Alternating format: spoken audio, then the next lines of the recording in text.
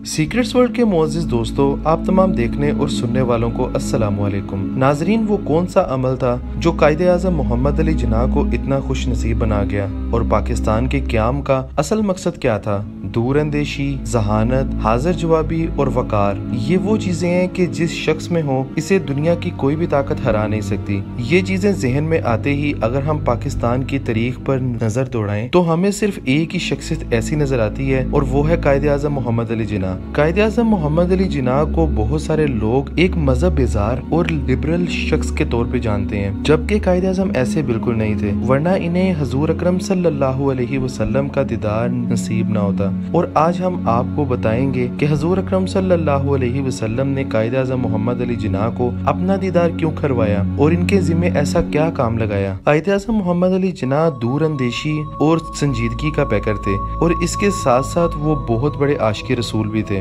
लेकिन इन्होंने इस चीज का कभी भी ढिंढोरा नहीं पीटा और हमेशा इस चीज को राज में ही रखा। ये राजधानी साबित करती है कि कायदे आज़म मोहम्मद अली जिन्ना किस कदर अजीम इंसान थे और इन्हें अपनी जिम्मेदारी का किस कदर एहसास था। अगर वो इस बात को अयां कर देते तो पाकिस्तान में बसने वाले गैर मुस्लिम अकलीतें एक अनजाने खौफ का शिकार हो जाती, जबकि एक हुक्मरान जो कि मुसलमान हो और इस पर अपनी तमाम रियाया की बराबर जिम्मेदारी आयद होती है, चाहे वो कोई मुसलमान हो या गैर मुस्लिम। और यही वजह है कि कायदे आज़म मोहम्मद अली जिन्ना ने अपने दौर में हमेशा बराबरी और मसावी हकूक की बात की, मिसावात की मिसाल देते हुए हमेशा दीन इस्लाम का ही नाम लिया। वो कौन सी जिम्मेदारी थी जो आका नामदार हजूर अकरम सल्लल्लाहु अलैहि वसल्लम ने इस सूटेड बूटेड और क्लीन शेव वाले और मगरबी लिबास पहनने वाले आदमी की जिम्मे लगाई, और वो कौन सा अमल था कि जिसकी वजह से कायदे आज़म मोहम्मद अली जिन्ना को ये सआदत भी नसीब हुई। तो प्यारे दोस्तों, आज हम आपको इस बारे में पूरी तफसील से आगाह करेंगे कि कायदे आज़म मोहम्मद अली जिन्ना के बारे में छुपी हुई कुछ ऐसी बातें भी बताएंगे कि जो आप हरगिज न जानते होंगे। तो हमारी आज की इस कीमती और मालूमाती वीडियो को जरूर देखें और अपने दोस्तों के साथ जरूर शेयर कीजिएगा। आए तो अपनी वीडियो का बाकायदा आगाज करते हैं। तो नाजरीन, कायदे आज़म मोहम्मद अली जिन्ना गुजरात के एक छोटे से इलाके में पैदा हुए।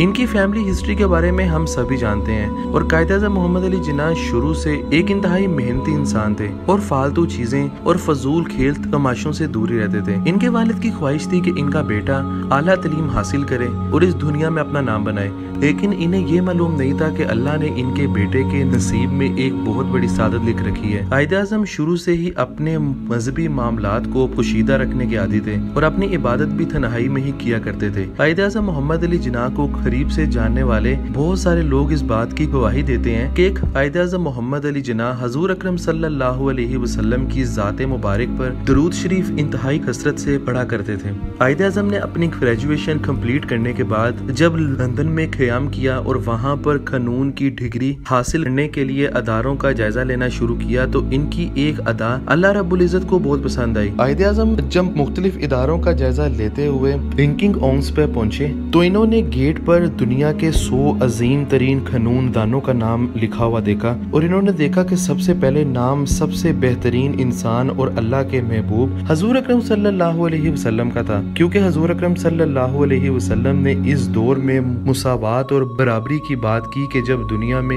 इस नाम की कोई चीज नहीं पाई जाती थी, और यही वजह है कि गैर मुस्लिम भी हजूर अकरम सल्लल्लाहु अलैहि वसल्लम की अजमत का इतराफ करने पे मजबूर हो गए और इन्हें दुनिया के अजीम तरीन कानून दानों में सबसे पहला नाम हजूर अकरम सल्लल्लाहु अलैहि वसल्लम को दिया। कायदे आज़म ने अपनी तमाम तहकीक को मुलतवी किया और फौरन इसी अदारे में दाखिला ले लिया। ये अदा अल्लाह रब्बुल इज़्ज़त को इतनी पसंद आई कि जब कायदे आज़म अपनी डिग्री मुकम्मल करने के बाद एक बैरिस्टर बन गए, वो इस वक्त कायदे आज़म इंतहाई परेशान थे क्या वो अपने मुल्क जाकर क्या काम करेंगे, क्योंकि वो मुसलमान को मुस्तकबिल में अंग्रेजों और हिंदुओं की गुलामी से भी महफूज रखना चाहते थे। नाजरीन, ये इनकी अच्छी ही नीयत का समर था कि अल्लाह रब्बुल इज़्ज़त के हुक्म से इन्हें हजूर अकरम सल्लल्लाहु अलैहि वसल्लम का दीदार हुआ और आप सल्लल्लाहु अलैहि वसल्लम ने इन्हें एक अलग वतन के क़याम के लिए जद्दोजहद का हुक्म दिया। हमें तरीकी किताबों में ये मालूम होता है कि हजूर अकरम सल्लल्लाहु अलैहि वसल्लम ने बड़े सगीर में मौलाना अशरफ अली थानवी और मौलाना शबीर अहमद उस्मानी को भी अपने दीदार से सरफराज किया,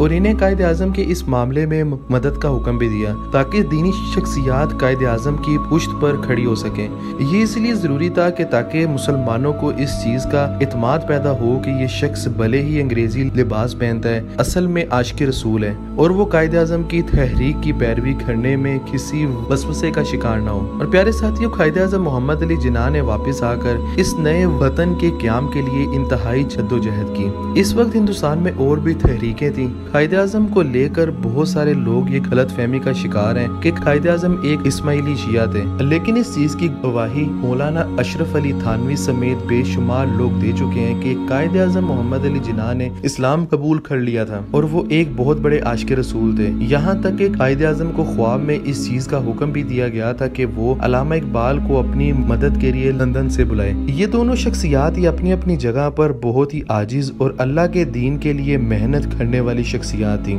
यही वजह है कि अल्लाह रब्बुल इज्जत की हिमायत और नुसरत इनके साथ साथ रही और वो इस इम्तिहान में कामयाब हो गए। इनकी वफात के बाद जब इन दोनों शख्सियात की जाती जिंदगी से मुतल्लिक तफसीलात मंजर आम पर आईं और वो खतूत बरामद हुए जो इन दोनों शख्सियात ने एक दूसरे को लिखे थे, तो तब अवाम को ये इल्म हुआ कि इन दोनों शख्सियात को ये बहुत बड़ी जिम्मेदारी दरअसल अल्लाह के हुक्म से हजूर अकरम सल्लल्लाहु अलैहि वसल्लम ने ही सौंपी थी और इसीलिए ये इसमें कामयाब भी हुए।